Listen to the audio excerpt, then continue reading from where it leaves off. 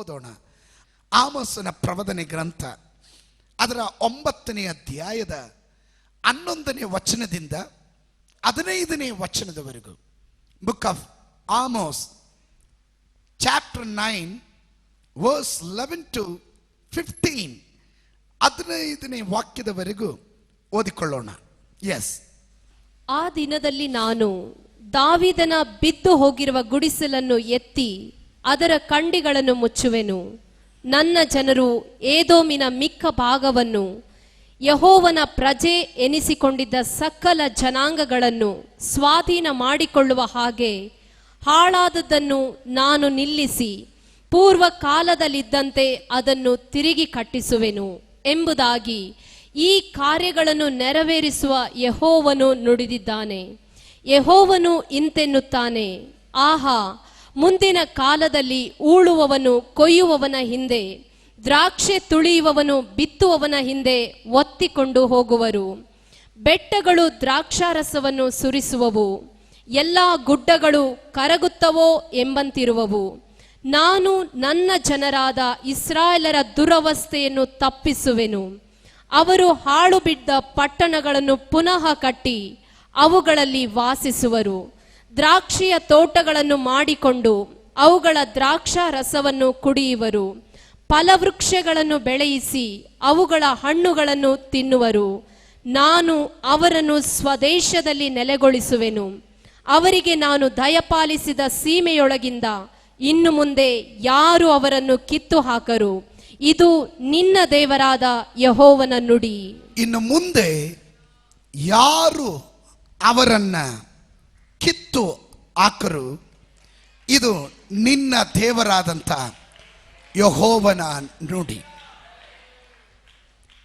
ಆ ದಿನದಲ್ಲಿ ನಾನು ದಾವೀದನ ಬಿದ್ದು ಹೋಗಿರುವ ಗುಡಿಸಲು ಅಂತ ಇಲ್ಲಿ ಬರೆದಿದ್ದಾರೆ, ಗೂಡಾರವನ್ನ ಎತ್ತಿ ಅದರ ಕಂಡಿಗಳನ್ನ ಮುಚ್ಚುವೆನು. ಬಿದ್ದು ಹೋಗಿರುವ ದಾವೀದನ ಗೂಡಾರದ ಪುನಃಸ್ಥಾಪನೆ, the restoration of David's fallen tabernacle. ಬಿದ್ದು ಹೋದ ದಾವೀದನ ಗೂಡಾರದ ಪುನಃಸ್ಥಾಪನೆ. ಆಮೋಸನ ಪ್ರವದನೆ ಗ್ರಂಥ ಇಸ್ರಾಯೇಲ್ ದೇಶದಲ್ಲಿ ಅನೇಕ ಪ್ರವಾದಿಗಳಿದ್ದರು. ಅದರಲ್ಲಿ ಪ್ರಧಾನವಾಗಿ 2 ಭಾಗಗಳಾಗಿ ವಿಭಾಗಿಸುವಾಗ 4 ಪ್ರಮುಖ ಪ್ರವಾದಿಗಳಿದ್ದರು. The major prophets and minor prophets ಅಂತ ಕರಿತೀವಿ. ದ ಮೇಜರ್ ಪ್ರಾಫಿಟ್ಸ್ 4 ಜನ, ಯೆಶಾಯನು, ಯೆರೆಮ್ಯನು, ಯೆಹೆಜ್ಕೇಲನು, ದಾನಿಯೇಲನು. ಇವರು ಪ್ರಮುಖರಾದಂಥ ಪ್ರವಾದಿಗಳು. ಇನ್ನು ಉಳಿದಂಥ 12 ಪ್ರವಾದಿಗಳು, 12 ಪ್ರವಾದಿಗಳನ್ನ ಮೈನರ್ ಪ್ರಾಫಿಟ್ಸ್ ಅಂತ ನಾವು ಕರಿತೇವೆ. ಓಷೆಯ ಪುಸ್ತಕದಿಂದ, ಅಂದ್ರೆ ಓಷೆಯ ಪ್ರವಾದಿಯಿಂದ ಹಿಡಿದು ಮಲಾಕಿಯ ಪ್ರವಾದಿಯವರೆಗೂ 12 ಜನ ಮೈನರ್ ಪ್ರಾಫಿಟ್ಸ್. ಅವರು ಸಣ್ಣ ಪ್ರವಾದಿಗಳು ಎಂದು ಚಿತ್ರೀಕರಿಸಬಹುದು. ಹಾಗೆ 16 ಪ್ರವಾದಿಗಳು ಸತ್ಯವೇದ ಗ್ರಂಥದಲ್ಲಿ ನಾವು ಕಾಣ್ತೇವೆ. ಈ ಆಮೋಸನ ಪುಸ್ತಕ 30ನೇ ಪುಸ್ತಕ. ಇದರಲ್ಲಿ 17 ಬುಕ್ಗಳು ಪುಸ್ತಕಗಳು, ಪ್ರವದನೆ ಪುಸ್ತಕಗಳು ಉಂಟು ಬೈಬಲ್ನಲ್ಲಿ. 17 ಪುಸ್ತಕಗಳಲ್ಲಿ 8ನೇ ಪುಸ್ತಕ ಆಮೋಸನ ಪುಸ್ತಕ. 12 ಮೈನರ್ ಪ್ರಾಫಿಟ್ಗಳಲ್ಲಿ 3ನೇ ವ್ಯಕ್ತಿ ಆಗಿದ್ದಾನೆ ಆಮೋಸನು. ನೀವು ಈ ಆಮೋಸನ ಕುರಿತಾಗಿ ಚಿಂತೆ ಮಾಡುವಾಗ ಅವನು ಯಾರೋ ಒಂದು ದೊಡ್ಡ ವ್ಯಕ್ತಿ ಆಗಿರಲಿಲ್ಲ. ಆಮೋಸ್ ಎನ್ನುವಂತ ಹೆಸರಿನ ಅರ್ಥ ಬರ್ಡನ್ ಅಥವಾ ಎ ಬರ್ಡನ್ ಬೇರರ್, ಭಾರವನ್ನ ಹೊರುವವನು. ಅವನ ಹೆಸರಿಗೆ ತಕ್ಕ ಹಾಗೆ ದೇವರು ಅವನನ್ನ ಸೇವೆಗೆ ಆರಿಸಿಕೊಂಡನು. ಬಹಳ ಶ್ರದ್ಧೆಯಿಂದ ಗಮನಿಸ್ರಿ.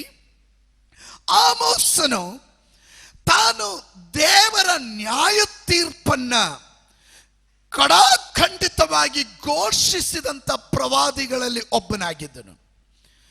ಇಸ್ರಾಯೇಲ್ ಜನರು ದೇವರ ಸ್ವಕೀಯ ಪ್ರಜೆಗಳು, ಸ್ವಂತ ಜನರು, ದೇವರ ಆರಿಸಿಕೊಂಡಂತ ಜನ. ಅವರು ಪಾಪಕ್ಕೆ ಅಧೀನರಾದಾಗ ಅವರ ಮೇಲೆ ದೇವರ ನ್ಯಾಯ ತೀರ್ಪು ಇಳಿಯೋದನ್ನ ಯಾವುದೇ ವಿಧವಾದಂತ ಕಲಬೆರಕೆ ಮಾಡದಂತೆ, ಅದನ್ನ ಮಾಯ ಮಾಡದಂತೆ, ಡೈಲ್ಯೂಟ್ ಮಾಡದಂತೆ ಇದ್ದದಿದ್ದ ಹಾಗೆ ಪ್ರವಾದಿಸಿದಂತ ಪ್ರವಾದಿ ಆಗಿದ್ದನು ಈ ಆಮೋಸ್ ಪ್ರವಾದಿ. ಆಮೋಸನ ಕುರಿತಾಗಿ ನಾನು ಹೆಚ್ಚಿಗೆ ಹೇಳ್ತಾ ಹೋದ್ರೆ ಇನ್ನು ಅನೇಕ ಕಾರ್ಯಗಳು ಹೇಳಬಹುದು. ಗಮನಿಸ್ರಿ, ನೀವು ಚಿಂತೆ ಮಾಡಬಹುದು, ಈ ಆಮೋಸನು ಹುಟ್ಟಿದಾಗಿಂದನೇ ದೊಡ್ಡ ಪ್ರವಾದಿಯಾಗಿ ದೇವರು ಯೆರೆಮೀಯನ ಹಾಗೆ ತಾಯಿಯ ಗರ್ಭದಲ್ಲೇ ಇವನನ್ನ ಪ್ರವಾದಿಯಾಗಿ ಆರಂಭಿಸಿರಬಹುದು ಅಂತ. ಇಲ್ಲ, ಸತ್ಯವೇದ ಗ್ರಂಥ ಅದಕ್ಕೆ ಉತ್ತರ ಸೂಕ್ತವಾಗಿ ಹೇಳುವಂತ ಭಾಗ 1ನೇ ಅಧ್ಯಾಯ, ಆಮೋಸನ ಪ್ರಬೋಧನೆ ಗ್ರಂಥ 1ನೇ ಅಧ್ಯಾಯದ 1ನೇ ವಾಕ್ಯವನ್ನ ಗಮನಿಸ್ರಿ. 1ನೇ ಅಧ್ಯಾಯದ 1ನೇ ವಾಕ್ಯವನ್ನ ಗಮನಿಸ್ರಿ. ಎಸ್, ಯಹೂದದ ಅರಸನಾದ ಉಜ್ಜಿಯನ ಕಾಲದಲ್ಲಿ, ಅಂದರೆ ಇಸ್ರಾಯೇಲಿನ ಅರಸನು ಯೋವಾಷನ ಮಗನೂ ಆದ ಯೆರೊಬ್ಬಾಮನ ಕಾಲದಲ್ಲಿ, ಭೂಕಂಪಕ್ಕೆ 2 ವರ್ಷಗಳ ಮುಂಚೆ ತೆಕೋವದ ಕುರುಬರಲ್ಲಿ ಒಬ್ಬನಾದ ಆಮೋಸನಿಗೆ, ತೆಕೋವದ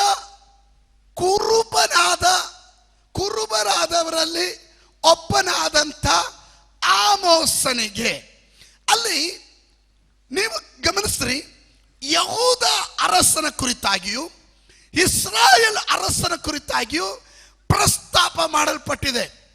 ಇಸ್ರಾಯೇಲನ್ನ northern part and southern part ಅಂತ, ಅಂದ್ರೆ ದಕ್ಷಿಣ ಭಾಗ, ಉತ್ತರ ಭಾಗ, 10 ಕುಲಗಳು ಉತ್ತರ ಭಾಗ, ದಕ್ಷಿಣ ಭಾಗದ ಯಹೂದದಲ್ಲಿ 2 ಕುಲಗಳು, ಹೀಗೆ 2 ಭಾಗವಾಗಿ ವಿಭಾಗಿಸಿದಾಗ ನಾರ್ದರ್ನ್ ಪಾರ್ಟ್ ಅಂದ್ರೆ ಉತ್ತರ ಭಾಗದ ಪ್ರವಾದಿ ಆಗಿದ್ದನು ಈ ಆಮೋಸನೆಂಬ ಪ್ರವಾದಿ. ಇವನಿಗೆ ಅರಸನಾದಂಥ ಯೆರೊಬ್ಬಾಮನಿಗೆ ಲಭಿಸದೇ ಇರುವ ದರ್ಶನ ಸಾಧಾರಣವಾದಂತ ಈ ಕುರುಬನಿಗೆ ದೇವರು ಕೊಟ್ಟರು. ಅದಕ್ಕಾಗಿ ನಾನು ದೇವರಿಗೆ ಸ್ತೋತ್ರ ಮಾಡ್ತೇನೆ. ಅಲ್ಲೆಲೂಯ್ಯ. ನಾನು ಬಹಳ ಸಂತೋಷ ಕೊಟ್ಟಿದ್ದು, ಜ್ಞಾನಿಗಳನ್ನ ಲಜ್ಜೆ ಪಡಿಸೋದಕ್ಕೆ. 1 ಕೊರಿಂಥದವರಿಗೆ ಬರೆದ ಪತ್ರಿಕೆ ಅದರ 1ನೇ ಅಧ್ಯಾಯದ 26ನೇ ವಾಕ್ಯದಿಂದ ಓದ್ತಾ ಹೋದ್ರೆ, ಜ್ಞಾನಿಗಳನ್ನ ನಾಚಿಕೆ ಪಡಿಸೋದಿಕ್ಕೆ ಜ್ಞಾನಹೀನರನ್ನ ದೇವರು ಆರಿಸ್ಕೊಳ್ತಾ ಇದ್ದಾನೆ. ಅಲ್ಲೆಲೂಯ್ಯ. ಕುಲೀನರನ್ನ ಆರಿಸ್ಕೊಳ್ಳದೆ ದೇವರು ದರಿದ್ರರನ್ನ, ಬಡವರನ್ನ ಆರಿಸ್ಕೊಳ್ತಾ ಇದ್ದಾನೆ. ಇವತ್ತು ಹಗಲೊತ್ತಿನಲ್ಲಿ ಇದರ ಒಳಗಡೆ ಇರುವ ದೇವ ಮಕ್ಕಳು ಅರ್ಥ ಮಾಡಿಕೊಳ್ಳಬೇಕು. ಸೆಪ್ಟೆಂಬರ್ ತಿಂಗಳಿನಲ್ಲಿ ಕೆಲ ಬಿದ್ದು ಹೋಗಿರುವ ಗೂಡಾರಗಳನ್ನ, ಬಿದ್ದು ಹೋಗಿರುವ ದಾವೀದನ ಗೂಡಾರವನ್ನ ದೇವರು ತಿರುಗಿ ಕಟ್ಟೋದು ಯಾರ ಮೂಲಕ ಗೊತ್ತಾ? ಸಾಮರ್ಥ್ಯ ಉಳ್ಳವರ ಮೂಲಕ ಅಲ್ಲ, ಹಣ ಉಳ್ಳವರ ಮೂಲಕ ಅಲ್ಲ, ವಿದ್ಯಾಭ್ಯಾಸ ಉಳ್ಳವರ ಮೂಲಕ ಅಲ್ಲ, ಸಾಧಾರಣವಾಗಿ ಇರುವ ನಿನ್ನ ಮೂಲಕ ದೇವರು ಕೆಲ ದರ್ಶನಗಳನ್ನ. somebody give praise to the Lord. Hallelujah, hallelujah. ದೇವರ ವಾಕ್ಯ ಹೇಳುತ್ತದೆ, ಅವನೊಬ್ಬ ಕುರುಬನಾಗಿದ್ದ. ಸ್ತೋತ್ರ. ಹೇ, ಕುರುಬನಾಗಿದ್ದ. ಆ ಕುರುಬನ ಶಬ್ದ ಅವನಿಗೆ ದೇವರು ದರ್ಶನ ಕೊಟ್ಟನು. ಇದರ ಒಳಗಡೆ ಇರುವ ಉನ್ನತವಾದವರಿಗೆ ಲಭಿಸದೇ ಇರುವ ದರ್ಶನ ಸಾಧಾರಣವಾದ ನಮಗೆ ದೇವರು ಕೊಟ್ಟಿದ್ದಕ್ಕಾಗಿ ಕರಗಳನ್ನೆತ್ತಿ ದೇವರಿಗೆ ಸ್ತೋತ್ರ ಮಾಡೋಣ. ಅಲ್ಲಿ ಯೆರೊಬ್ಬಾಮನಿದ್ದಾನೆ, ಅಲ್ಲೆಲೂಯ್ಯ. ಅಲ್ಲಿ ಇಸ್ರಾಯೇಲ್ನ ಅರಸನಿದ್ದಾನೆ, ಯಹೂದರ ಅರಸನಿದ್ದಾನೆ. ಅವರೆಲ್ಲ ನಮಗೆ ಬೇಕಾಗಿರೋದು. ಇಲ್ಲಿ ಆಮೋಸನ ಪರಿಚಯ ಹಾಗೆ ಆರಂಭವಾಗ್ತಾ ಇದೆ. ಅದರ ಅರ್ಥ ಸಾಧಾರಣವಾದ ನೀನು.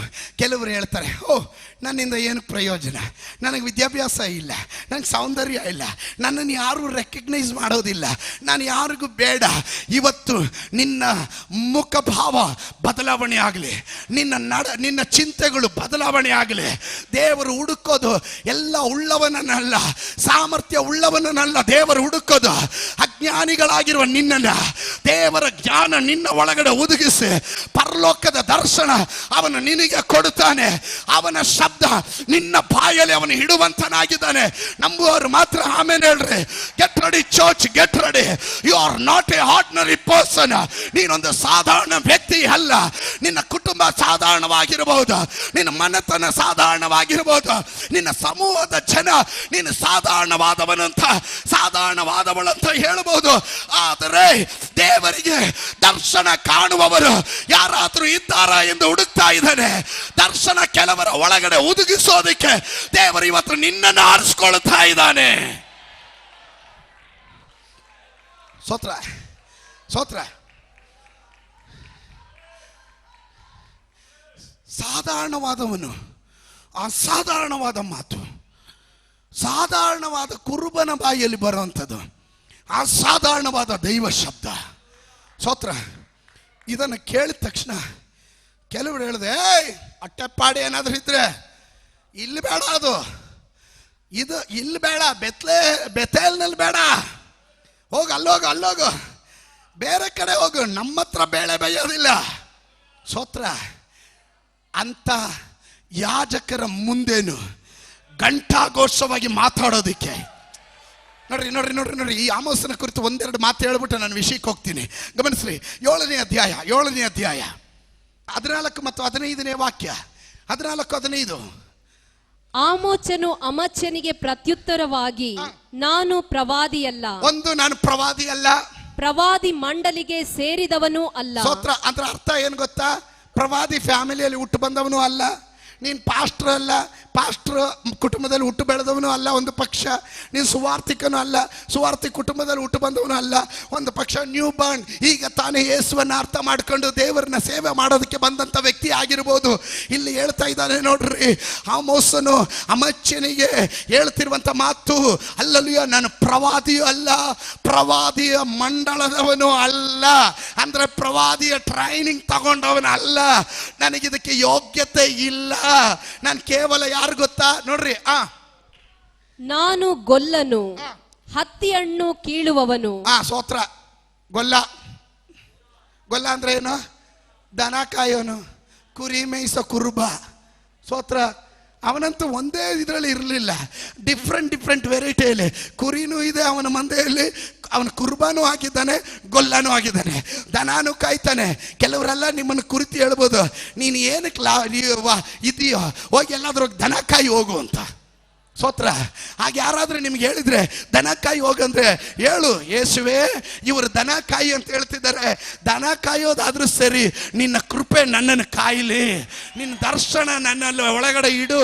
ಅಲ್ಲಲ್ಲಿ ಯಾವ ಜನ ನೀನು ದನ ಕಾಯೋನಂತ ಹೇಳಿದ್ರು ಅದೇ ಜನರ ಬಾಯಿಗೆ ನೀನು ಉತ್ತರ ಕೊಡಬೇಕಾದ ಕಾಲ ಬರುತ್ತೆ.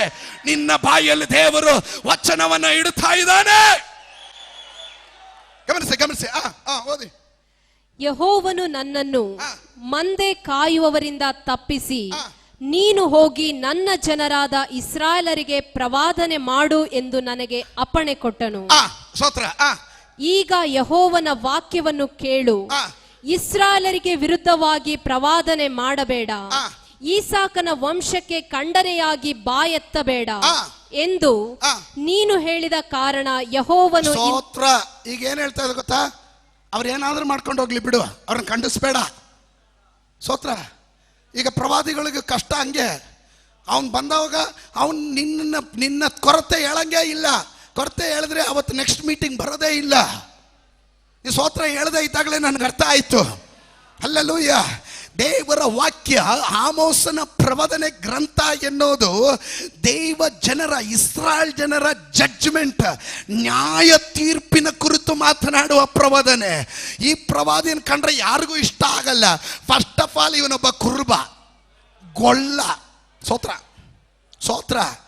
ಇವನ ಹತ್ರ ಕುರಿ ಸ್ಮೆಲ್ಲೇ ಇರುತ್ತೆ. ಅಲ್ಲಲ್ಲೂಯ್ಯ. ಕುರಿ ಸ್ಮೆಲ್ ಇರೋ ದೇವ ಮಕ್ಕಳಿಗಾಗಿ ನಾನು ದೇವರಿಗೆ ಸ್ತೋತ್ರ ಮಾಡ್ತೀನಿ. ನಿನ್ನ ಹತ್ರ ಬರೋ ಕೆಲವರಿಗೆ ನಾಚಿಕೆ ಆಗ್ಬೋದು, ಇವನ ಹತ್ರ ಹೋದ್ರೆ ಬೇರೆ ಸ್ಮೆಲ್, ಕುರಿ ಸ್ಮೆಲ್. ಹೌದು, ಪ್ರತಿಯೊಂದು ವಿಶ್ವಾಸಿಗಳು ಕುರಿ ಸ್ಮೆಲ್ ಇರೋರೇ ಇರಬೇಕು. ಆತ್ಮಗಳೆಂಬ ಕುರಿಗಳನ್ನ ಮಂದೆಗೆ ಸೇರಿಸುವಾಗ ನೀನು ಆಕರ್ಷಿತನಾಗಿ ಇರಬೇಕು. ಅಲ್ಲಲೂಯ್ಯ. ಇವನಿಗೆ ಹೆಚ್ಚಿನ ತಿಳುವಳಿಕೆ ಇಲ್ಲ ಅಂತ ತಿಳ್ಕೊಂಡಿದ್ದಾರೆ. ಆದ್ರೆ ಅವನು ಮಾತಾಡಿದ್ರೆ, ಬಾಯಿ ತೆರೆದ್ರೆ ಅವನ ಶಬ್ದ ಅಲ್ಲ, ದೇವರ ಶಬ್ದ ಅವನು ಮೊಳಗಿಸ್ತಾನೆ. ಸ್ತೋತ್ರ. ಅಲ್ಲಲೂಯ್ಯ. ಯೆರೆಮೀಯನ ಪ್ರವಚನ ಗ್ರಂಥದಲ್ಲಿ ಒಂದು ವಾಕ್ಯ ಇದೆ, 5ನೇ ಅಧ್ಯಾಯದ 31ನೇ ವಾಕ್ಯ. ನನ್ನ ಜನರಿಗೆ ಅದು ಇಷ್ಟ ಅಂತ. ನೋಡ್ರಿ, ಓದ್ರಿ. ಯಾಜಕರು, ಪ್ರವಾದಿಗಳು ಸುಳ್ಳಾಗಿ ಪ್ರವಾದಿಸುತ್ತಾರೆ. ಪ್ರವಾದಿಗಳು ಸುಳ್ಳಾಗಿ ಪ್ರವಾದಿಸುತ್ತಾರೆ. ಯಾಜಕರು ಅವರಿಂದ ಅಧಿಕಾರ ಹೊಂದಿ ದೊರೆತನ ಮಾಡುತ್ತಾರೆ. ಯಾಜಕರು ಅವರಿಂದ ಅಧಿಕಾರ ಹೊಂದಿ ದೊರೆತನ ಮಾಡ್ತಾರೆ. ನನ್ನ ಜನರು ಇದನ್ನೇ ಪ್ರೀತಿಸುತ್ತಾರೆ. ನೋಡ್ರಿ, ನನ್ನ ಜನರಿಗೆ ಅದೇ ಇಷ್ಟ. ಯಾಜಕರು ಪ್ರವಾದಿಗಳು ಅಡ್ಜಸ್ಟ್ಮೆಂಟ್. ನೀನ್ ಹಿಂಗ್ ಪ್ರವಾದಿಸು, ನಾನು ಹಿಂಗೆ ಅಡ್ಜಸ್ಟ್ಮೆಂಟ್ ಅಲ್ಲಿ ಹೋಗ್ತೀನಿ. ಜನ ಅವ್ರು ಹೆಂಗಾದ್ರೂ ಹಾಳಾಗೋದ್ರು ಪರವಾಗಿಲ್ಲ. ಆದ್ರೆ ಅಲ್ಲಲೂಯ್ಯ, ಆಮೋಸನಿಗಾಗಿ ನಾನು ದೇವರಿಗೆ ಸ್ತೋತ್ರ ಮಾಡ್ತೀನಿ. ಅವನೊಬ್ಬ ಮೈನರ್ ಪ್ರಾಫಿಟೇ ಆಗಿದ್ರು, ಅವನ ಬಾಯಲ್ಲಿ ಬರೋದು ಮೇಜರ್ ಆಗಿರುವ ಮಾತುಗಳು. ಅಲ್ಲೆಲ್ಲೂಯ್ಯ, ಪಕ್ವತೆ ಉಳ್ಳ ಮಾತುಗಳು. ಅವನು ಹೇಳ್ದ, ಅಲ್ಲೆಲ್ಲೂಯ್ಯ, ನಾನಿಲ್ಲಿ ಬಂದಿರೋದು ಇಸ್ರಾಯೇಲ್ ಜನರನ್ನ ಶಪಿಸೋದಕ್ಕಲ್ಲ, ಅವ್ರನ್ನ ನಾಶ ಮಾಡೋದಕ್ಕಲ್ಲ. ಆದ್ರೆ ದೇವರು ಎಲ್ಲರಿಗೂ ನ್ಯಾಯ ತೀರ್ಪು ಮಾಡುವ ದೇವರು. ಪಾಪಕ್ಕೆ ತಕ್ಕ ಹಾಗೆ ಅವನು ಶಿಕ್ಷಿಸೋದಿಲ್ಲ ಅಂತ ಹೇಳಿ ಇಷ್ಟ ಬಂದಂಗೆ ನಡೆಯೋದಲ್ಲ, ಅಪರಾಧಕ್ಕೆ ತಕ್ಕ ಹಾಗೆ ದಂಡಿಸೋದಿಲ್ಲ ಅಂತ ಹೇಳಿ ತಿಳ್ಕೊಂಡು ಅಲ್ಲಲೂಯ್ಯ ಸಭೆಗೆ ಬಂದಾಗ ಹೆಂಗೋ ಸೂತ್ರದಲ್ಲಿ ಬಂದು ಸ್ತೋತ್ರ ಹೇಳ್ಬಿಟ್ಟು ನೀನು ಹೋಗಬಹುದು. ಆದ್ರೆ ವಾರ ಪೂರ್ತಿಯಾಗಿ ನಿನ್ನನ್ನು ಕಾಣುವ ಒಂದು ಕಣ್ಣಿದೆ. ಸ್ತೋತ್ರ ಸ್ತೋತ್ರ ಸ್ತೋತ್ರ. ಯಾಜಕನಿ ಏನು ಜಾಸ್ತಿ ಖಂಡಿಸ್ಬೇಡ. ಆಮೇಲೆ ನೋಡ್ರಿ, ಆ ವಾಕ್ಯ ಓದ್ರಿ, ಫುಲ್ ಓದ್ರಿ. ಆದರೆ ಬೆತೇಲಿನಲ್ಲಿ ಇನ್ನು ಪ್ರವಾದನೆ ಮಾಡಬೇಡ. ಇನ್ನು ಪ್ರವಾದನೆ ಮಾಡಬೇಡ. ಸ್ತೋತ್ರ. ಬೆತೇಲಿನಲ್ಲಿ ಇನ್ನು ಪ್ರವಾದನೆ ಮಾಡಬೇಡ. ದ ಹೌಸ್ ಆಫ್ ಗಾಡ್, ದೇವ್ರ ಸಭೆಯಲ್ಲಿ ಖಂಡಿಸೋ ಪ್ರವಾದನೆ ಮಾಡಂಗಿಲ್ಲ. ಸೋಪಾಕಿ ನೊರೆ ಬರ್ಸೋದ ಹೇಳ್ಬೇಕು. ನೀನ್ ತಲೆ ಬಾಲ ಎಲ್ಲ ತಲೆ ಹಾಕ್ತೀಯ. ನೀನ್ ಏನೇ ಮಾಡಿದ್ರು ಸರಿ, ಪಾಸ್ಟರ್ಗಳು ಕಣ್ಣು ಮುಚ್ಚಬೇಕು. ಹಲೋ, ನೀನ್ ಕಳ್ಳತನ ಮಾಡಿ ಬಂದು ಇಲ್ಲಿ ಕುಳಿತುಕೊಂಡು ನಾನು ದೇವರಿಗೆ ದೊಡ್ಡ ಕಾಣಿಕೆ ಕೊಡ್ತೀನಿ. ಕಳ್ಳತನದ ಕುಷ್ಠದ ಕೈಯಿಂದ ದೇವರಿಗೆ ಕಾಣಿಕೆ ಬೇಡ. ವಂಚನೆ ಮಾಡಿದ ಹಣ ದೇವರಿಗೆ ಬೇಡ. ಮೋಸ ಮಾಡಿದ ಹಣ ದೇವರಿಗೆ ಬೇಡ. ಇದು ದೇವರ ಸಭೆ, ಇದು ದೇವರ ಮನೆ. ಬೆತೇಲಿನಲ್ಲಿ ಪ್ರಸಂಗ ಮಾಡೋದು ಮಾಡಲೇಬೇಕಾಗುತ್ತೆ. ಅದಕ್ಕೆ ಕೆಲವರಿಗೆ ಇಷ್ಟ ಆಗೋದಿಲ್ಲ. ಏನಪ್ಪ ಪಾಸ್ಟ್ರು ಬಂದ್ರೆ ಶಾಪ ಹೇಳ್ಬಿಡ್ತಾರೆ, ಅದಕ್ಕೆ ಬರೋದಿಲ್ಲ. ಅಲೋ, ನಿಮ್ಮನ್ನು ಶಪಿಸ್ತಾ ಇಲ್ಲ, ನಿನ್ನನ್ನು ಎಚ್ಚರಿಸ್ತಾ ಇದ್ದೇವೆ. ಅಲ್ಲಲೂಯ್ಯ. ನೀನು ಮಾಡೋ ಒಂದೊಂದು ಕಾರ್ಯಗಳನ್ನ ನಿನ್ನ ಹೆಂಡತಿ ಕಾಣೋದಿಲ್ಲ, ಗಂಡ ಕಾಣೋದಿಲ್ಲ, ಮಕ್ಕಳು ಕಾಣೋದಿಲ್ಲ, ಸಭಿಕರು ಕಾಣೋದಿಲ್ಲ, ಪಾಸ್ಟರ್ ಕಾಣೋದಿಲ್ಲ. ಆದ್ರೆ ಪರಲೋಕದ ದೇವರು ತನ್ನ ಕಣ್ಣಿನಿಂದ, ತನ್ನ ದೂರ ದೃಷ್ಟಿಯಿಂದ, ಅಲ್ಲಲೂಯ್ಯ, ಅಗ್ನಿ ಜ್ವಾಲೆಯಂತೆ ಉಳ್ಳ ತನ್ನ ಕಣ್ಣಿನ ಮೂಲಕ ಸಮಸ್ತವನ್ನ ಕಾಣ್ತಾ ಇದ್ದಾನೆ. ಸ್ತೋತ್ರ ಸ್ತೋತ್ರ ಸ್ತೋತ್ರ ಸ್ತೋತ್ರ. ಹೇಳ್ತಾ ಇದ್ದಾನೆ, ಇಲ್ಲಿ ಪ್ರವಾದಿಸಬೇಡ. ಅನಂತರ ಅಮಚ್ಯನು ಆಮೋಸನಿಗೆ, ಕಣಿಯವನೇ ನಡೆ. ಕಣಿಯವನೇ ನಡೆ. ಕಣಿ ಅಂದ್ರೆ ಏನು? ಕಣಿ ಹೇಳೋನು ಅಂತ. ಬೇಡ ಬೇಡ ಬೇಡ, ಭವಿಷ್ಯ ನುಡಿಯೋನು, ಫ್ಯೂಚರ್ ನುಡಿಯೋವನು. ಕಣಿ ಹೇಳೋನೇ ಗೊತ್ತು, ಇವನು ಕಣಿ ಹೇಳ್ತಾ ಇದ್ದಾನೆ ಅಂತ.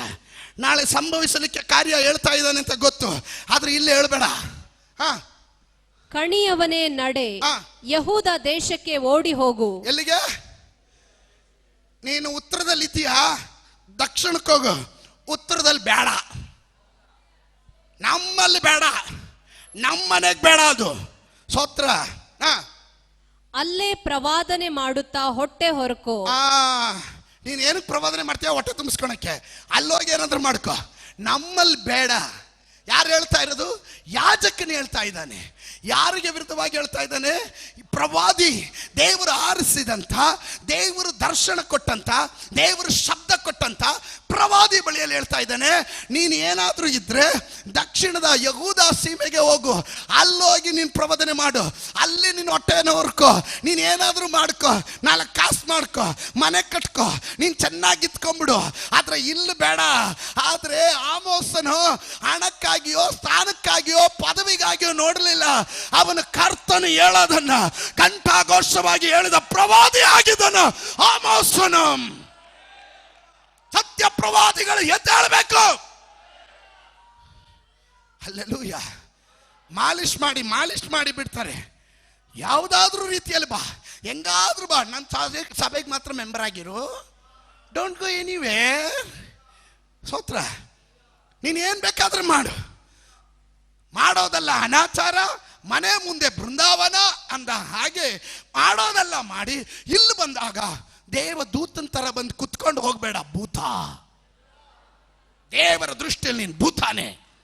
Hallelujah, hallelujah. ಎಚ್ಚರವುಳ್ಳವರಾಗಿರ್ರಿ. ಸೆಪ್ಟೆಂಬರ್ ತಿಂಗಳಿನಲ್ಲಿ ಕೆಲ ಬಿದ್ದು ಹೋಗಿರುವ ದಾವೀದನ ಗುಡಾರಗಳನ್ನು ದೇವರು ಎತ್ತಿ ಕಟ್ಟುವಂತನಾಗಿದ್ದಾನೆ. ಬಿದ್ದೋಗಿರುವ ಸ್ವಭಾವ ದೋಷಗಳು ಯೇಸುವಿನ ನಾಮದಲ್ಲಿ ನಿನ್ನ ಪ್ರಾರ್ಥನಾ ಜೀವನ, ನಿನ್ನ ಆರಾಧನೆ, ನಿನ್ನ ಸ್ತೋತ್ರ, ದಾವೀದನ ಗುಡಾರ, ನನಗದು ಚರಿತ್ರ ಭಾಗಕ್ಕೆ ಹೋಗಬೇಕಂತ ಇದೆ, ಆದ್ರೆ ಅಲ್ಲಿಗೆ ಹೋಗ್ತಾ ಇಲ್ಲ. ನಾನು ನೇರವಾಗಿ ಸಂದೇಶಕ್ಕೆ ಬರ್ತಾ ಇದ್ದೀನಿ. ಆಮೋಸನ ಯು ಡೋಂಟ್ ಕೇರ್. ನೀನು ಯಾರು ಹೇಳೋದು? ನೀನು ಹೇಳೋದಕ್ಕೆ ಏನು ಅಧಿಕಾರ ಇದೆ? ನಾನು ದೇವರು ಕೊಟ್ಟ ಶಬ್ದ ನುಡಿತಾ ಇದ್ದೀನಿ. ಹೇಳ್ರಿ, ಓದ್ರಿ. ಆದರೆ ಬೆತೇಲಿನಲ್ಲಿ ಇನ್ನು ಪ್ರವಾದನೆ ಮಾಡಬೇಡ. ಇನ್ನು ಬೆತೇಲಿನಲ್ಲಿ ನೀನು ಪ್ರವಾದನೆ ಮಾಡಬೇಡ. ಇದು ರಾಜಕೀಯ ಪವಿತ್ರಾಲಯ. ಅಲ್ಲಿ ರಾಜಕೀಯನೂ ಇದೆ, ಪವಿತ್ರಾಲಯನೂ ಇದೆ. ಸ್ತೋತ್ರ. ಇದು ಅಲ್ಲಲ್ಲಿ ಜಾಗ ಅನ್ಕೊಂಡ್ಬಿಟ್ಟಿದೇನೋ, ಇದು ಪ್ಯಾಲೇಸ್ ಅಮ್ಮ, ಪ್ಯಾಲೇಸ್. ಹಲೋ, ನೀನು ಯಾವ ಪ್ಯಾಲೇಸ್ ಆದರೂ ಸರಿ, ಹಳ್ಳಿ ಆದರೂ ಸರಿ, ಡಿಲ್ಲಿ ಆದರೂ ಸರಿ, ಗುಡಿಸ್ಲಾದ್ರೂ ಸರಿ, ಅರಮನೆ ಆದರೂ ಸರಿ, ಸತ್ಯ ಪ್ರವಾದಿ ಎಲ್ಲಿ ನಿಂತರು ಸತ್ಯವಾಗಿ ದೇವರು ಕೊಟ್ಟದನ್ನು ನುಡಿತಾನೆ. ಒಪ್ಪೋರು ಕಿವಿ ಉಳ್ಳವರು ಕೇಳಲಿ, ಕಿವಿ ಇಲ್ಲದೆ ಇರೋರು ಕೇಳಲಿಲ್ಲ ಅಂದ್ರೆ ಕೇಳಬೇಡ್ರಿ. ಆದ್ರೆ ದೇವರ ನ್ಯಾಯ ತೀರ್ಪು ಅದು ಕಟ್ಟಿಟ್ಟ ಬುದ್ಧಿ. ಸ್ತೋತ್ರ. ಗಮನಿಸ್ರಿ. ಇದು ಅರಮನೆ ಎಂದು ಹೇಳಲು ಆಮೋಸನು ಅಮಚ್ಯನಿಗೆ ಪ್ರತ್ಯುತ್ತರವಾಗಿ, ನಾನು ಪ್ರವಾದಿಯಲ್ಲ, ಪ್ರವಾದಿ ಮಂಡಲಿಗೆ ಸೇರಿದವನೂ ಅಲ್ಲ, ನಾನು ಗೊಲ್ಲನು, ಅತ್ತಿಹಣ್ಣು ಕೀಳುವವನು. ಯೆಹೋವನು ನನ್ನನ್ನು ಮಂದೆ ಕಾಯುವವರಿಂದ ತಪ್ಪಿಸಿ ನೀನು ಹೋಗಿ ನನ್ನ ಜನರಾದ ಇಸ್ರಾಯೇಲರಿಗೆ ಪ್ರವಾದನೆ ಮಾಡು ಎಂದು ನನಗೆ ಅಪ್ಪಣೆ ಕೊಟ್ಟನು. ಈಗ ಯೆಹೋವನ ವಾಕ್ಯವನ್ನು ಕೇಳು, ಇಸ್ರಾಯೇಲಿಗೆ ವಿರುದ್ಧವಾಗಿ ಪ್ರವಾದನೆ ಮಾಡಬೇಡ, ಈಸಾಕನ ವಂಶಕ್ಕೆ ಖಂಡನೆಯಾಗಿ ಬಾಯೆತ್ತಬೇಡ ಎಂದು ನೀನು ಹೇಳಿದ ಕಾರಣ ಹುಷಾರಾಗಿರ್ರಿ. ಪ್ರವಾದಿಗಳು ಪ್ರವಾದನೆ ಮಾಡುವಾಗ ಅದಕ್ಕೆ ನೆಗೆಟಿವ್ ಆಗಿ, ಅದಕ್ಕೆ ಹಂಗ್ ಬೇಡ ಹಿಂಗ್ ಬೇಡ, ನಿನ್ನ ಅನುಕೂಲಕ್ಕೆ ಪ್ರವಾದಿಸೋದಕ್ಕೆ ಪ್ರಯತ್ನ ಮಾಡಿದ್ರೆ ಪ್ರವಾದಿಯ ಬಾಯಿಂದ ದೇವರು ಕೆಲ ಶಬ್ದಗಳನ್ನು ಹೊರಡಿಸ್ತಾನೆ. ಆ ಶಬ್ದ ನಿನಗೂ ನಿನ್ನ ತಲೆಮಾರಿಗೂ ಶಾಪವಾಗಿ ಪರಿಣಮಿಸುತ್ತದೆ. ಇಲ್ಲಿ ಅಮಚ್ಯನಿಗೆ ಏನು ಸಂಭವಿಸಿತು ಗಮನಿಸ್ರಿ.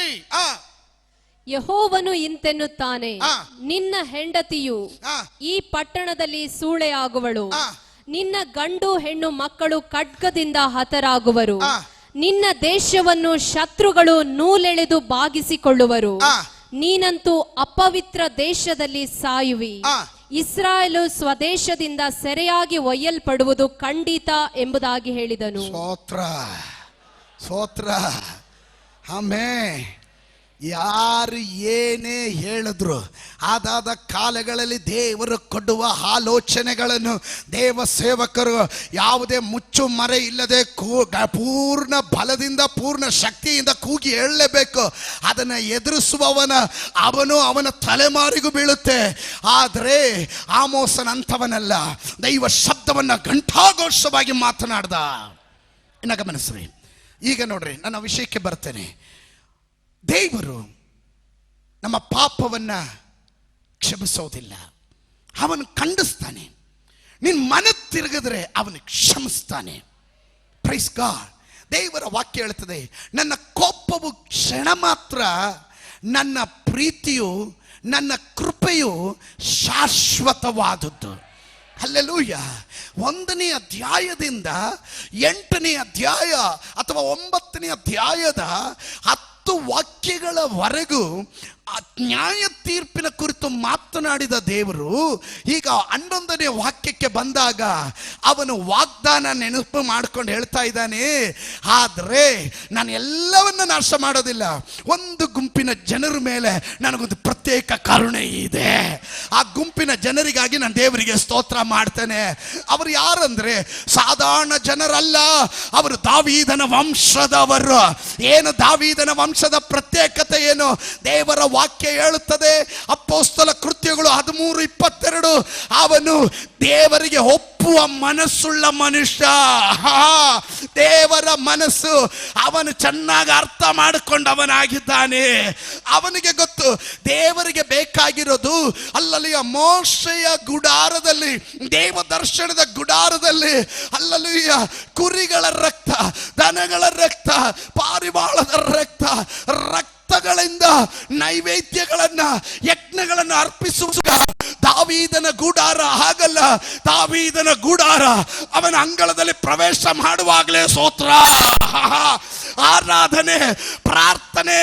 ಇವತ್ತು ಹಗಲೊತ್ತಿನಲ್ಲಿ ಯಾರಿಗಾದ್ರೂ ಅದು ನಷ್ಟವಾಗಿದ್ರೆ ಈ ಸೆಪ್ಟೆಂಬರ್ ತಿಂಗಳಿನಲ್ಲಿ ದೇವರದನ್ನ ಪುನಃ ಕಟ್ಟೋದಕ್ಕೆ ಒಂದು ಅವಕಾಶ ಕೊಡ್ತಾ ಇದ್ದಾನೆ. ಸ್ತೋತ್ರ ಸ್ತೋತ್ರ. 1 ಪೇತ್ರನಿಗೆ ಬರೆದ ಪತ್ರಿಕೆ 2:5. 1 ಪೇತ್ರ 2:5. ನೀವು ಸಹ ಜೀವವುಳ್ಳ ಕಲ್ಲುಗಳಾಗಿದ್ದು ಆತ್ಮ ಸಂಬಂಧವಾದ ಮಂದಿರವಾಗಲಿಕ್ಕೆ ಕಟ್ಟಲ್ಪಡುತ್ತಾ ಇದ್ದೀರಿ. ಆಮೆನ್. ದೇವರ ವಾಕ್ಯ ಹೇಳುತ್ತದೆ, ತಳ್ಳಿಬಿಟ್ಟ ಕಲ್ಲು ಅದು ಮೂಲೆಗಲ್ಲಾಗಿರುವಂಥದ್ದಾಗಿದೆ. ಒಂದು ಪಕ್ಷ ನಿಮ್ಮನ್ನು ಯಾರೆಲ್ಲ ತೊರೆದು ಬಿಟ್ಟಿದ್ರು ಪರವಾಗಿಲ್ಲ, ದೇವರು ನಿಮ್ಮನ್ನ ಕಟ್ಟುತ್ತಾ ಇದ್ದಾನೆ. ನಷ್ಟವಾಗೋದೆ, ಬಿದ್ದೋದೆ, ಇನ್ನು ನನಗೆ ಸ್ತೋತ್ರ ಇಲ್ಲ, ಆರಾಧನೆ ಇಲ್ಲ, ಪ್ರಾರ್ಥನೆ ಇಲ್ಲ, ಇಲ್ಲ ಕಣ್ರಿ, ಇಲ್ಲ. ಜೀವ ಮಂದಿರವಾಗಿರುವಂಥ ದೇವರ ಆಲಯವನ್ನು ಕಟ್ಟೋದಕ್ಕೆ, ಆತ್ಮ ಸಂಬಂಧವಾದ ಕಾರ್ಯಗಳಿಂದ ನೀನು ಕಟ್ಟಲ್ಪಡೋದಕ್ಕೆ ದೇವರು ಆರಿಸಿಕೊಂಡಿರುವಂಥ ಮಂದಿರದ ಕಲ್ಲುಗಳು ನೀವಾಗಿರೋದ್ರಿಂದ ಅಲ್ಲೆಲೂಯ್ಯ, ಒಂದೊಂದು ಕಲ್ಲುಗಳು ಸ್ತೋತ್ರ ಹೇಳ ಕಲ್ಲುಗಳಾಗಿರ್ಬೇಕಲ್ಲಿ. ಸ್ತೋತ್ರ ಸ್ತೋತ್ರ ಸ್ತೋತ್ರ ಸ್ತೋತ್ರ. ನೋಡ್ರಿ, ದೇವರು ಕೈ ಕೆಲಸಗಳಲ್ಲೆಲ್ಲ ವಾಸ ಮಾಡೋದು. ದೇವರು ನಿನ್ನ ಹೃದಯದಲ್ಲಿ ವಾಸ ಮಾಡ್ತಾನೆ. ದೇವರಿಗೆ ಇಷ್ಟವುಳ್ಳ ಯಜ್ಞ ಯಾವುದು ಗೊತ್ತಾ? ಸ್ತೋತ್ರದ ಯಜ್ಞ. ದಾವೀದನ ಅದನ್ನೇ ಮಾಡ್ದ. ದೇವರ ಮಂಜೂಷ ಪಟ್ಟಣಕ್ಕೆ, ದಾವೀದ ನಗರಕ್ಕೆ ಬರ್ತಾ ಇದೆ ಅಂತ ಕೇಳಿದ ತಕ್ಷಣ ತಾನು ಓಡೋಗ್ತಾ ಇದ್ದಾನೆ. ಅದಕ್ಕೆ ಬೇಕಾದ ಎಲ್ಲ ಸಿದ್ಧತೆಗಳನ್ನು ಮಾಡ್ಕೊಂಡು ಹೋಗ್ತಾ ಇದ್ದಾನೆ. ಆದರೆ ಅಲ್ಲಲ್ಲೂಯ್ಯ, ದಾವೀದನು ತನ್ನನ್ನೇ ತಾನು ಮೈ ಮರೆತು ದೇವರನ್ನ ಆರಾಧನೆ ಮಾಡ್ದ. ಅವನು ಮಲಗುವಾಗ ದಾವೀದನ ಹೃದಯವನ್ನು ಗಮನಿಸ್ರಿ. ಅವನು ಮಲಗುವಾಗಲೂ ಅವನ ಹೃದಯದಲ್ಲಿ ಒಂದೇ ಒಂದು ಚಿಂತೆ. 132ನೇ ಕೀರ್ತನೆ, ಸಾಮ್ಸ್ 132, 132ನೇ ಕೀರ್ತನೆ 3ನೇ ವಾಕ್ಯದಿಂದ 3 4 5 ಬೇಗ ಓದೋಣ. ನಾನು ನನ್ನ ಮನೆಯೊಳಗೆ ಪ್ರವೇಶಿಸುವುದಿಲ್ಲ, ಮಂಚವನ್ನು ಹತ್ತುವುದಿಲ್ಲ, ಮಂಚ ಹತ್ತೋದಿಲ್ಲ, ಕಣ್ಣುಗಳನ್ನು ಮನೆ ಪ್ರವೇಶಿಸೋದಿಲ್ಲ, ಕಣ್ಣುಗಳನ್ನು ಮುಚ್ಚುವುದಿಲ್ಲ, ಕಣ್ಣುಗಳು ಮುಚ್ಚೋದಿಲ್ಲ, ರೆಪ್ಪೆಗಳನ್ನು ಕೂಡಿಸುವುದಿಲ್ಲ ಎಂದು ಅವನು ಯಾಕೋಬ್ಯರ ಶೂರನಾದ ಯೆಹೋವನಿಗೆ ಪ್ರಮಾಣದಿಂದ ಹರಿಕೆ ಮಾಡಿಕೊಂಡನಲ್ಲ. ಇಗೋ ಅದು ಎಫ್ರಾತದಲ್ಲಿರುತ್ತದೆಂದು ಕೇಳಿದೆವು. Praise God. ದೇವರ ಆಲಯ ಕಟ್ಟೋವರೆಗೂ, ದೇವರಿಗಾಗಿ ಅಲ್ಲಲ್ಲಿ ಆ ಗುಡಾರವನ್ನು ಕಟ್ಟೋವರೆಗೂ ದಾವೀದನ ದೇವರ ಬಳಿ ಹೇಳಿದನು, ನಾನು ಮಲಗೋದಿಲ್ಲ, ನಿದ್ದೆ ಮಾಡೋದಿಲ್ಲ. ಅವನು ದೇವರ ಸನ್ನಿಧಾನದಲ್ಲಿ ಒಂದೊಂದು ದಿವಸವೂ ಪ್ರಾರ್ಥನೆ ಸ್ತೋತ್ರದೊಂದಿಗೆ ಅವನು ದೇವರ ಮಂದಿರವನ್ನು ಕಟ್ಟುತ್ತಾ ಇದ್ದನು. ಇದರ ಒಳಗಡೆ ಇರುವ ದೇವ ಜನರೇ, ನೀವು ದೇವರ ಮಂದಿರವಾಗಿದ್ದೀರಾ. ನಿಮ್ಮ ಒಳಗಡೆ ಮಲಗಿರುವ ಆತ್ಮಿಕ ಮನುಷ್ಯನನ್ನ ಬಡಿದೆಬ್ಬಿಸಿ ಕಟ್ರಿ. ಬಿದ್ದೋಗಿರೋ ಸ್ತೋತ್ರ, ಬಿದ್ದೋಗಿರೋ ಆರಾಧನೆ, ಬಿದ್ದೋಗಿರೋ ಆತ್ಮಿಕತೆ, ಬಿದ್ದೋಗಿರೋ ದೈವ ಭಯ. ಇವತ್ತು ದೇವರು ಹೇಳ್ತಾ ಇದ್ದಾನೆ, ಲೋಕದಲ್ಲಿ ನ್ಯಾಯ ತೀರ್ಪು ನಡೀಲಿಕ್ಕೆ ಹೋಗುತ್ತೆ. ಆ ನ್ಯಾಯ ತೀರ್ಪಿನಿಂದ ನಿನ್ನನ್ನು ತಪ್ಪಿಸಿ ದಾವೀದನ ಬಳಿ ಮಾಡಿದ ಒಡಂಬಡಿಕೆಯ ಪ್ರಕಾರ ನಾನು ಮತ್ತೊಮ್ಮೆ ಗುಡಾರವನ್ನ ಎತ್ತಿ ನಿಲ್ಲಿಸ್ತೇನೆ. ನೀನು ಬಿದ್ದೋಗೋದಿಲ್ಲ. ನಿನ್ನ ಕೆಳಗಡೆ 1000, ಬಲಗಡೆ 10,000 ಸತ್ತು ಬಿದ್ದರು ನಿನಗೆ ಕೇಡು ಸಂಭವಿಸೋದಿಲ್ಲ. ಸ್ತೋತ್ರ ಹೇಳುವ ದೇವ ಮಕ್ಕಳಿಗಾಗಿ ನಾನು ದೇವರಿಗೆ ಸ್ತೋತ್ರ ಹೇಳುತ್ತೇನೆ. Praise God. ಬಿದ್ದೋದ ಗುಡಾರ, ನನ್ನ ಭಾಗ ಅಲ್ಲಿಗೆ ನಿಲ್ಲಿಸ್ತೀನಿ. ನಂಬರ್ 2, 2, ಅದರ ಕಂಡಿಗಳನ್ನು ಮುಚ್ಚುವೆನು, ಗ್ಯಾಪ್ಗಳನ್ನು, ಕ್ರ್ಯಾಕ್ಗಳನ್ನು. ಹಲ್ಲೆಲೂಯಾ. ಇದು ಬೀಳೋದಕ್ಕೆ ಕಾರಣ ಏನು ಗೊತ್ತಾ? There is a crack. Hallelujah. ಈ ಗೋಡೆ ಸ್ಟ್ರಾಂಗ್ ಆಗಿರೋದಕ್ಕೆ ಒಂದಕ್ಕೊಂದು ಗಟ್ಟಿಯಾಗಿರೋದ್ರಿಂದ ಗೋಡೆ ಬಿರುಕು ಬಿಟ್ಟರೆ ಆ ಗೋಡೆ ಬಲ ನಷ್ಟ ಆಗ್ತಾ ಇರುತ್ತೆ. ದೇವ್ರು ಹೇಳ್ತಾನೆ, ಅಲ್ಲಲ್ಲಿ ಎಲ್ಲೆಲ್ಲಿ ಬಿರುಕಿದೆಯೋ ಅದನ್ನು ಪ್ಯಾಚ್ ಮಾಡ್ತೀನಿ.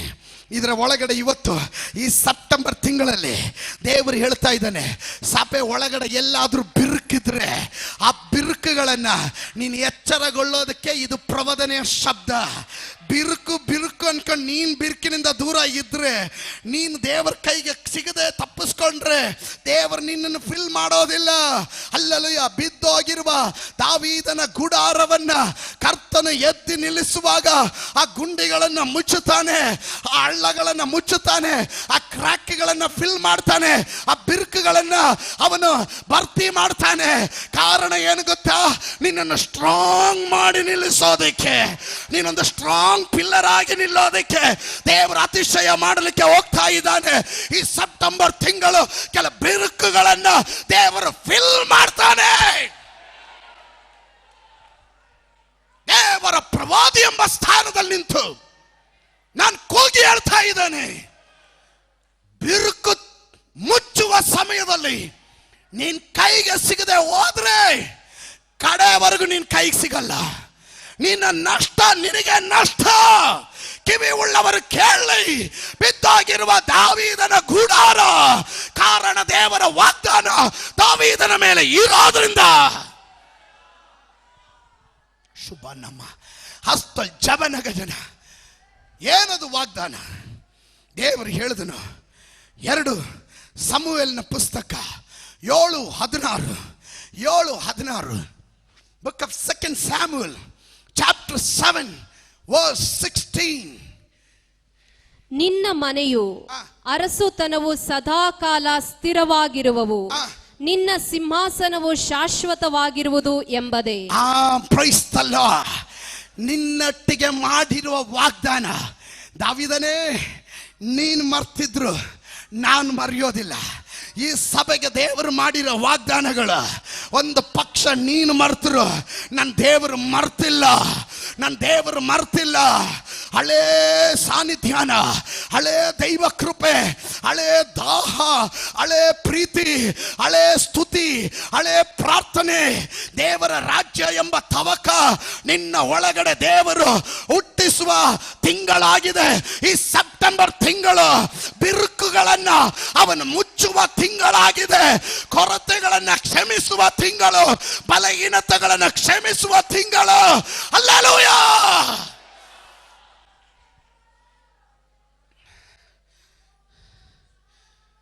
ಯೆಹೋವನ ಪ್ರಜೆ ಎನಿಸಿಕೊಂಡ ಸಕಲ ಜನಾಂಗಗಳನ್ನು ಸ್ವಾಧೀನ ಮಾಡಿಕೊಳ್ಳುವ ಹಾಗೆ ಹಾಳಾದದ್ದನ್ನು ನಾನು ನಿಲ್ಲಿಸಿ, ಹಾಳಾದದ್ದನ್ನು ನಾನು ನಿಲ್ಲಿಸಿ, ದೇವರಾತ್ಮನು ಸ್ಪಷ್ಟವಾಗಿ ಹೇಳ್ತಾ ಇದ್ದಾನೆ, ಹಾಳಾದದ್ದನ್ನು, ಬೇಡದೇ ಇರೋದನ್ನ, ಇನ್ನು ಪ್ರಯೋಜನಕ್ಕೆ ಬರಲ್ಲ ಅಂದಿದ್ದನ್ನ God is going to give one more chance. ಮತ್ತೊಂದು ಅವಕಾಶ ಕೊಡ್ತಾ ಇದ್ದಾನೆ. ಹಾಳಾದದ್ದನ್ನ ಅವನು ತಿರುಗಿ ನಿಲ್ಲಿಸಲಿಕ್ಕೆ ಹೋಗ್ತಾ ಇದ್ದಾನೆ. ಹಲ್ಲೆಲೂಯಾ. ರಿಪೆಂಟ್. ಮಾನಸಾಂತರ ಒಂದು ಮರಳಿ ಬಾ. ಕ್ರ್ಯಾಕ್ಗಳನ್ನು ಫಿಲ್ ಮಾಡಿ ಬಿದ್ದೋಗಿರೋದನ್ನು ಎತ್ತಿ ನಿಲ್ಲಿಸಿ, ನಷ್ಟವಾದ ಮಹಿಮೆ, ನಷ್ಟವಾದ ಘನತೆ, ನಷ್ಟವಾದ ಗೌರವ ಮರಳಿ ನಿನಗೆ ಕೊಡುವ ತಿಂಗಳಾಗಿದೆ ಈ ಸೆಪ್ಟೆಂಬರ್ ತಿಂಗಳು ಎಂದು ದೇವರಾತ್ಮನೆ ಹೇಳ್ತಾ ಇದ್ದಾನೆ. ಇದು ಯೆಹೋವನ ನುಡಿ. ಹೇಗೆ ಪೂರ್ವ ಕಾಲದಲ್ಲಿದ್ದಂತೆ ಅದನ್ನು ತಿರುಗಿ ಕಟ್ಟಿಸುವೆನು ಎಂಬುದಾಗಿ ಈ ಕಾರ್ಯವನ್ನು ನೆರವೇರಿಸುವ, ಈ ಕಾರ್ಯವನ್ನು ನೆರವೇರಿಸುವ ಯೆಹೋವನ ನುಡಿ ಇದು. ಇದು ರೆವಿ ಪಾಸ್ಟರ್ನ ಶಬ್ದವಲ್ಲ. ಕಿವಿ ಉಳ್ಳವರು ಕೇಳಿ. ಮೊಂಡ್ರಾಗೆ ಇರ್ರಿ. ಆದ್ರೆ ಇವತ್ತು ಹೃದಯದ ಶಸ್ತ್ರಚಿಕಿತ್ಸೆ ನಡೀತಾ ಇದೆ. ಸೂತ್ರ ಆಹಾ, ಮುಂದಿನ ಕಾಲದಲ್ಲಿ ಉಳುವವನು ಕುಯ್ಯುವವನ ಹಿಂದೆ, ದ್ರಾಕ್ಷಿ ತುಳಿಯುವವನು ಬಿತ್ತುವವನ ಹಿಂದೆ ಒತ್ತಿಕೊಂಡೇ ಹೋಗುವರು. That means there is no rest. Hallelujah. Sowing reaping hallelujah. ಅಂದ್ರೆ ನೀನು ಮುಂಚೆ ಬಿತ್ತುಬಿಟ್ಟು ವರ್ಷಗಳು ಕಾಯಬೇಕಾಗಿತ್ತು. ನೀನು ಮರಳಿ ಬಂದ್ರೆ ದೇವರು ಹೇಳ್ತಾನೆ, ನೀನು ಇನ್ನ ತುಂಬಾ ಕಾಯೋ ಅವಶ್ಯಕತೆ ಇಲ್ಲ. ನೀನು ಕುಯ್ಯೋದಾಗ ನಿನ್ನ ಜೊತೆನೇ ಇರ್ತಾರೆ. ಅಲ್ಲಿಂದ ಬಿತ್ತಾ ಇದ್ದಾರೆ, ಇಲ್ಲಿಂದ ಕುಯ್ತಾ ಇದ್ದಾರೆ, ಬಿತ್ತಾ ಇದ್ದಾರೆ, ಕುಯ್ತಾ ಇದ್ದಾರೆ. ಅದರ ಅರ್ಥ ನಿನಗೆ ಸಮೃದ್ಧಿಗೆ ತಡ ಇಲ್ಲ. ನಿನ್ನ ಆಶೀರ್ವಾದ ಇನ್ನ ತಡ ಆಗೋದಿಲ್ಲ. ನಿನ್ನ ವಾಗ್ದಾನ ಇನ್ನ ತಡ ಆಗೋದಿಲ್ಲ. ನಿನ್ನ ಬಿಡುಗಡೆ ಇನ್ನ ತಡ ಆಗೋದಿಲ್ಲ. ನಿನ್ನ ಸೌಖ್ಯ ಇನ್ನ ತಡ ಆಗೋದಿಲ್ಲ. ನಿನ್ನ ನಷ್ಟಗಳು ಇನ್ನ ನಷ್ಟವಾಗಲ್ಲ, ಅದು ಲಾಭವಾಗಿ ಪರಿವರ್ತನೆ ಆಗುವ ಕಾಲ ಯೇಸುವಿನ ನಾಮದಲ್ಲಿ ಈ ಸೆಪ್ಟೆಂಬರ್ ತಿಂಗಳಲ್ಲಿ ಹಿಂತಿರುಗಿ ಬರೋರು ಬರಲೇ. God will restore, God will repair, and God will rebuild. ಸ್ತೋತ್ರ. ದೇವರು ನಿನ್ನನ್ನು ಪುನಃಸ್ಥಾಪನೆ ಮಾಡ್ತಾನೆ, ನಿನ್ನ ರಿಪೇರಿ ಮಾಡ್ತಾನೆ, ನಿನ್ನನ್ನು ಮತ್ತೆ ಕಟ್ತಾನೆ. Hallelujah. It is based on your decision. ನೀನು ಸಮರ್ಪಿಸುವುದರ ಮೂಲಕ ದೇವರು ಉಳಿದ ಕಾರ್ಯ ಮಾಡ್ತಾನೆ. ನನ್ನ ವಾಕ್ಯ ಮುಂದಿನ ಭಾಗ, ಅವರ ಆಳು ಬಿದ್ದ ಪಟ್ಟಣಗಳನ್ನು ಪುನಃ ಕಟ್ಟಿ ಅವುಗಳಲ್ಲಿ ವಾಸಿಸುವರು. ದ್ರಾಕ್ಷಿಯ ತೋಟಗಳನ್ನು ಮಾಡಿಕೊಂಡು ಅವುಗಳ ದ್ರಾಕ್ಷ ರಸವನ್ನು ಕುಡಿಯುವರು. ಫಲವೃಕ್ಷಗಳನ್ನು ಬೆಳೆಸಿ ಅವುಗಳ ಹಣ್ಣುಗಳನ್ನು ತಿನ್ನುವರು. ನಾನು ಅವರನ್ನು ಸ್ವದೇಶದಲ್ಲಿ ನೆಲೆಗೊಳಿಸುವೆನು. ನಾನು ಅವರನ್ನು ಸ್ವದೇಶದಲ್ಲಿ ನೆಲೆಗೊಳಿಸುವೆನು. ನಿನ್ನನ್ನು ಯಾರು ಕಿತ್ತಾಗೋದಕ್ಕೆ ಪ್ರಯತ್ನ ಮಾಡಿದ್ರು, ಯಾರು ಓಡಿಸೋದಕ್ಕೆ ನೋಡಿದ್ರು, ದೇವರು ನಿನ್ನ ನೆಲೆಗೊಳಿಸ್ಲಿಕ್ಕೆ ಹೋಗ್ತಾನೆ. Somebody shout hallelujah. Somebody shout hallelujah.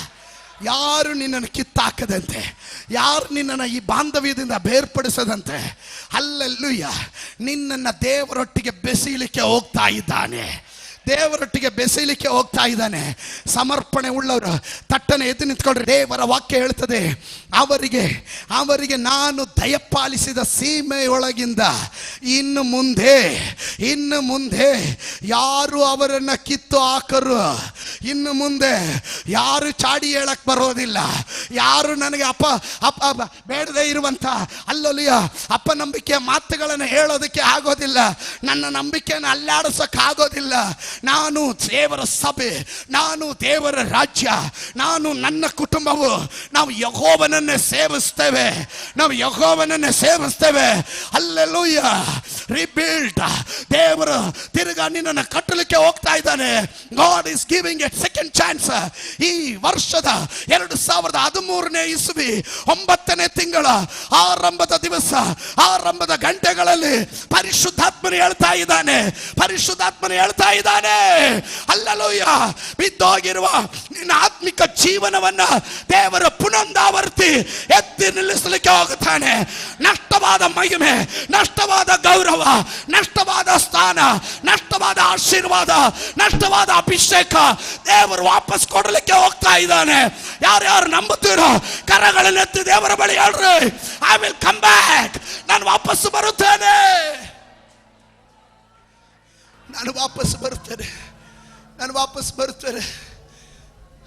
God, forgive me. ಕ್ಷಮಿಸಪ್ಪ.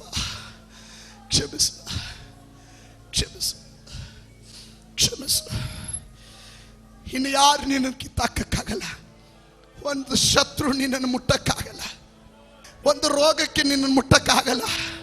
ಒಂದು ಲೌಕಿಕ ನಿನ್ನನ್ನು ಮುಟ್ಟಕ್ಕಾಗಲ್ಲ. ನಿನ್ನ ಮೇಲೆ ದೇವರ ಅಮಾನುಷಿಕವಾದ ಶಕ್ತಿ ನಿನ್ನ ಮಣ್ಣಿನ ಘಟ್ಟದಲ್ಲಿ ಇಳಿಲಿಕ್ಕೆ ಹೋಗ್ತಾ ಇದೆ. Receive the anointing. ಒಂದು ಅಭಿಷೇಕ ಇಳಿದು ಬರ್ತಾ ಇದೆ. ನಿನ್ನ ಬುದ್ಧಿ ಮಂಡಲದಿಂದ ನಿನ್ನ ನೆತ್ತಿಯಿಂದ ಪಾದದವರೆಗೂ ದೈವ ಶಕ್ತಿ ಇಳಿದು ಬರ್ತಾ ಇದೆ. ಪ್ರವಾದನೆಯ ಶಬ್ದ ನಿನ್ನನ್ನು ಪುಲಕಿತನಾಗಿ ಮಾಡ್ತಾ ಇದೆ. ಇದು ದೇವರ ನುಡಿ, ಇದು ಯೆಹೋವನ ನುಡಿ. ಇದಕ್ಕೆ ವಿರುದ್ಧವಾಗಿ ಮಾತನಾಡುವವನು, ಇದಕ್ಕೆ ವಿರುದ್ಧವಾಗಿ ನುಡಿಯುವವನು ಅವನು ಶಾಪಕ್ಕೆ ಯೋಗ್ಯನು. ಆದ್ರೆ ಯೆಹೋವನ ನುಡಿಯನ್ನು ಅನುಸರಿಸುವವನು ಆಶೀರ್ವಾದಕ್ಕೆ ಬಾಧ್ಯನು. Yes, yes.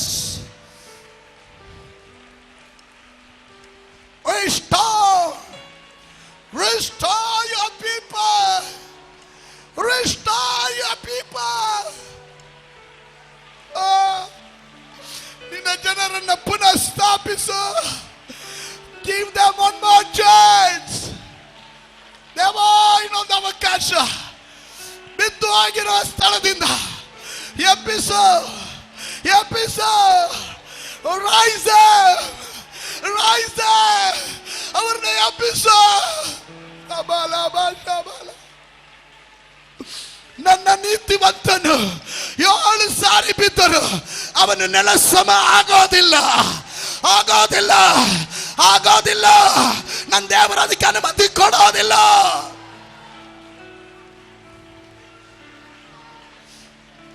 Oh Jesus. Oh Rabba Shabalaba.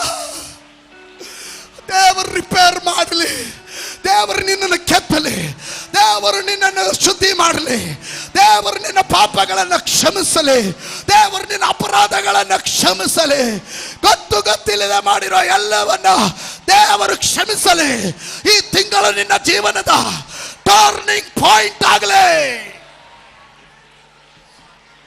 ಶಬಲಬ ಶಬಲಬೋ ರಬೋಲಬ. ದೇವ್ರು ನೆಟ್ರೆ, ದೇವ್ರು ನಿಲ್ಲಿಸಿದ್ರೆ ಯಾರು ನಿನ್ನನ್ನು ಕೀಳಕ್ಕಾಗೋದಿಲ್ಲ. ದೇವ್ರು ನಿನಗೆ ನೇಮಕ ಮಾಡಿದ್ರೆ, ದೇವ್ರು ನಿನಗೆ ಅಭಿಷೇಕ ಕೊಟ್ಟರೆ ಅಭಿಷೇಕವನ್ನು ಯಾರು ಕಿತ್ತಾಕೋದಕ್ಕಾಗೋದಿಲ್ಲ. ದೇವ್ರು ನಿನಗೊಂದು ಸೇವೆ ಕೊಟ್ಟರೆ, ದೇವ್ರು ನಿನಗೊಂದು ದರ್ಶನ ಕೊಟ್ಟರೆ, ದೇವ್ರು ನಿನ್ನ ಸೇವೆಯಲ್ಲಿ ಫಲ ಕೊಟ್ಟರೆ ಯಾರು ಅದನ್ನು ಕಿತ್ತಾಕೋದಕ್ಕಾಗೋದಿಲ್ಲ. ಕಾರಣ ಅದ್ವಿತೀಯನಾದ ದೇವರು ನಿನ್ನ ಸಂಗಡ ವಾಸ ಮಾಡ್ತಾ ಇರೋದ್ರಿಂದ ನಿನ್ನನ್ನು ಮುಟ್ಟೋದಕ್ಕೆ ಆಗೋದಿಲ್ಲ, ನಿನ್ನ ಕುಟುಂಬವನ್ನು ಮುಟ್ಟೋಕ್ಕಾಗೋದಿಲ್ಲ, ಅಲ್ಲಲ್ಲಿಯ ಸಭೆಯನ್ನು ಮುಟ್ಟೋಕ್ಕಾಗೋದಿಲ್ಲ. ನಾಮದಲ್ಲಿ ಜನರನ್ನು ಆಶೀರ್ವದಿಸ್ತೇನಪ್ಪ.